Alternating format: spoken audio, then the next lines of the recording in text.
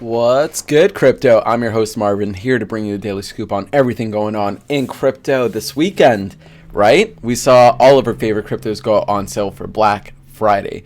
But is the sale over? We saw Bitcoin blast up to $58,000 from $53,000 in just the span of a couple of hours leading into the weekly close.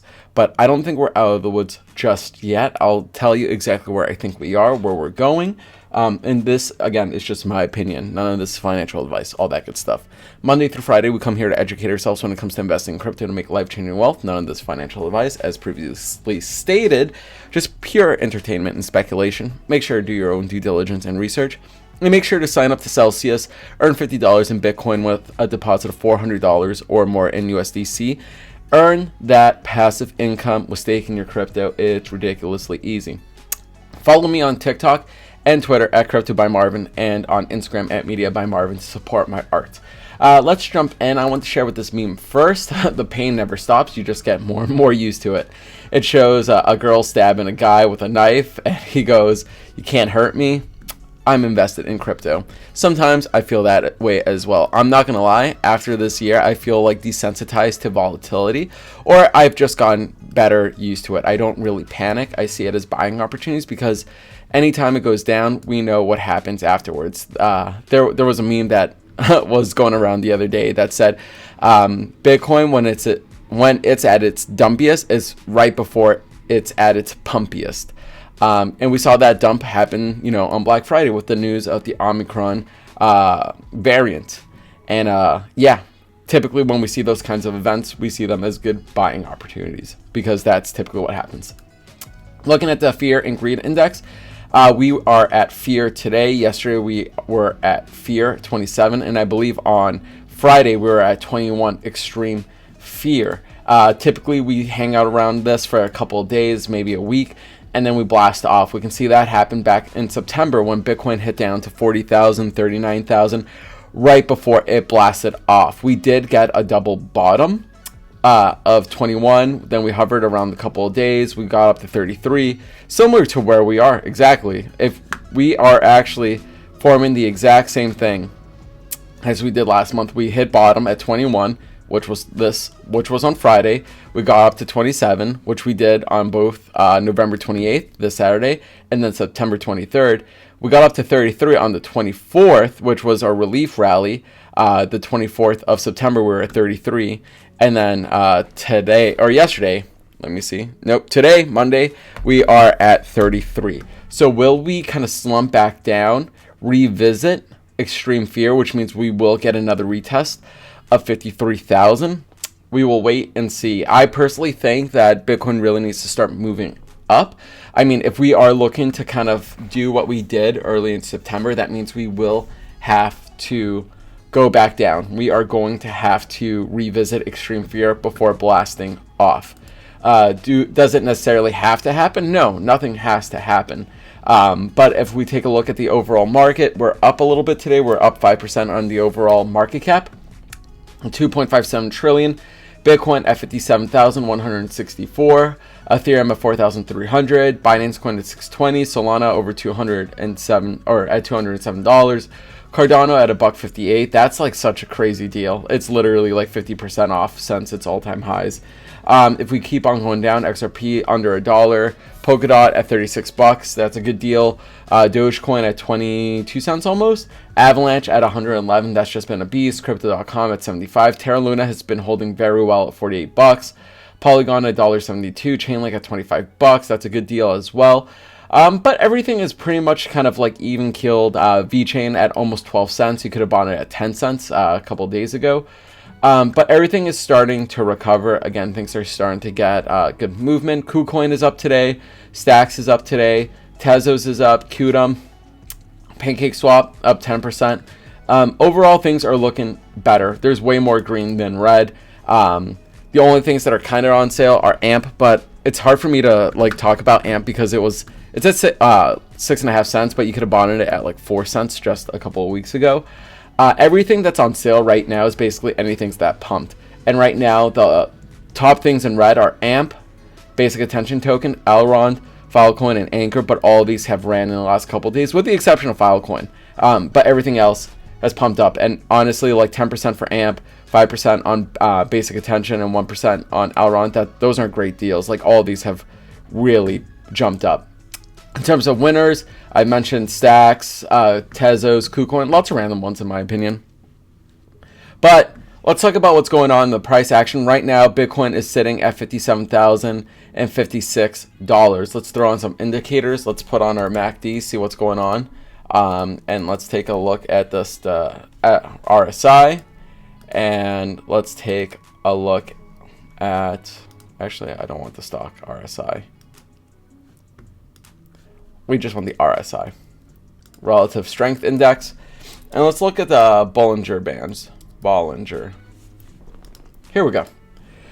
So on the Bollinger Bands, on the hourly, we've really expanded, which is good and bad. That means we can go up really, really high and go up really, really low. We actually got out of the Bollinger Bands on the hourly chart. I would say yesterday when we pumped up to 58,000, we got out of the Bollinger Bands, and then we kind of had to work our way back in. But that tells me that the Bollinger Bands are expanding for a larger move up. The top of the Bollinger Band right now is actually 59,000. So we have some room to run.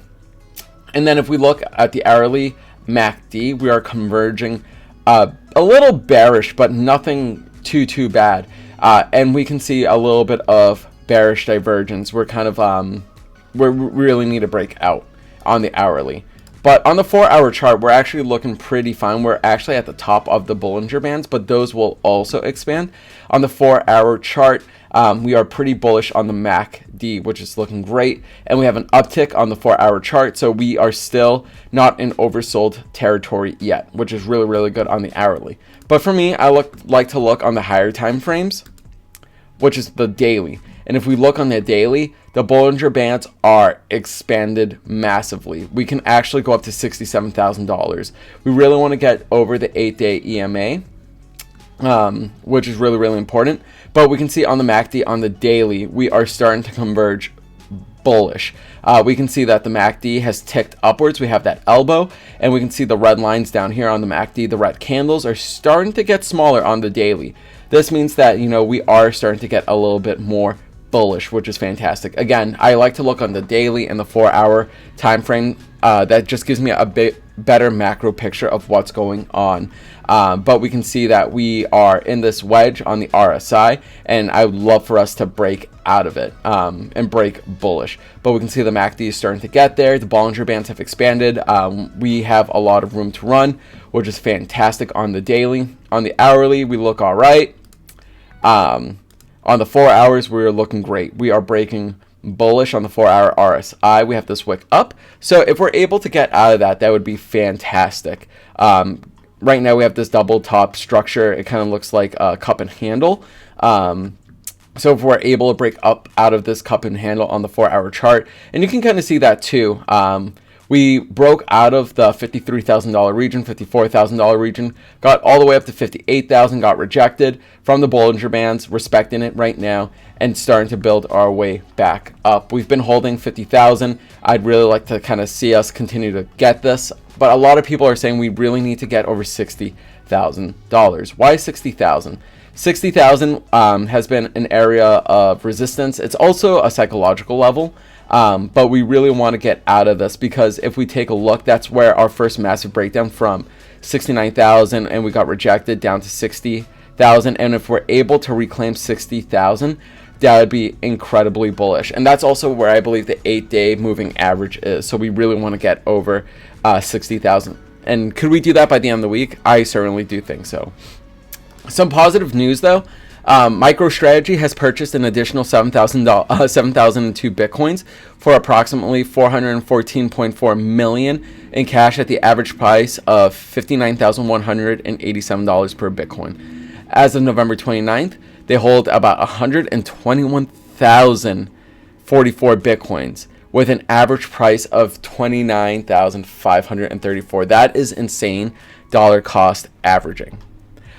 Michael Saylor has been on a rampage buying Bitcoin and won't stop. It's awesome to see the conviction and belief in Bitcoin, and Michael Saylor could easily become the richest human being if Bitcoin continues to run. If Bitcoin goes to 100 million to or 100,000 to $200,000, Michael Saylor could probably become the richest and wealthiest human on earth because of Bitcoin, which is absolutely insane. But overall, guys, things are looking fine. Some other news: Kremlin says the market reaction to Omicron COVID strain is emotional and not based on scientific data because there isn't any data yet. I've been reading a lot regarding Omicron and saying that, you know, it's pretty mild. It's pretty mild, and it's been found not in just South Africa, but other places around the world too. But it's just a mild variant. There's been other variants as well, like Alpha, Beta, Gamma, Delta, and Omicron. And then I want to show a little bit of stuff from Rec Capital. The 21-week EMA, the estimated moving average, support saved the most recent Bitcoin candle close. We can see that we just almost touched it. It was just a little bit under 53,000. We almost touched it, but Bitcoin bounced back up. We saw the bulls step up, which is fantastic. That's exactly what we want to see. We want to see the bulls fight back and push price back up. But overall, guys, I think the market is shaping up pretty well. I mean, I think the pump last night really told us that, you know, the bears are still strong. They're still there. And this could be an epic bull trap because we've seen this time and time again. We've seen when Bitcoin looks the dumpiest. We saw it back in September. September, we had a 25% pullback. This month, we saw a 22% pullback. I'm trying to pull up a chart here on TradingView. If we take a look on the weekly, we can see that it happened again back in September, where we were at 53,000 and we pulled all the way back to 39,000, 25%, right? Yes, about 25%. Then we blasted all the way up to 68,000. We pulled back to about, let's see here, 53,000, about 22%. And now we are working our way back up, fam. So when Bitcoin looks dumpy, it's because it's getting ready to get pumpy. So stay patient, stay well, buy the dips, all that good stuff. But I think we have a lot of room to run, and I think this week is really going to give us an idea of how that looks. But we have some work to do. We really need to get over the $60,000 region to really play this out. And on the daily, we could be working with a huge inverted head and shoulder. We could have a head from where we were about 56,000. Or back from November, we could be working on a huge inverted head and shoulders, and we may just develop our head down at 53,000. We go back up to 60,000, get rejected, work our way around 58,000, and then continue to work our way back up and blast off. We'll see, guys. We've seen this workout play out before, time and time again. So just be patient, everyone. I think we have a lot of good stuff to come in December. I'll see you guys tomorrow. Peace out. Until next time. Peace.